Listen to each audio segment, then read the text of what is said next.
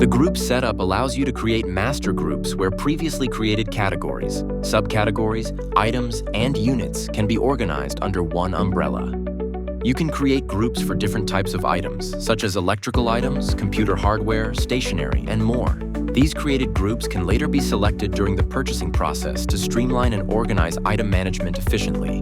To create a new group, simply click on the Add Group icon. A form will appear where you need to enter the group name or title. Once entered, click on the Save button and confirm the process.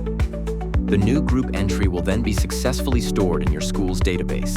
You can continue adding multiple groups as needed by repeating the same simple process. If you need to make any changes, click the Edit icon in the Action section to update the entry, or click the Delete icon to remove the entry permanently. Using the Show Entries option, you can control the number of records displayed in the list. There are some more options from you can copy the entire entries, open them in Excel sheet, export it as a PDF, print it, or customize the column visibility as per your need. You can use the search bar to locate entries within the database instantly.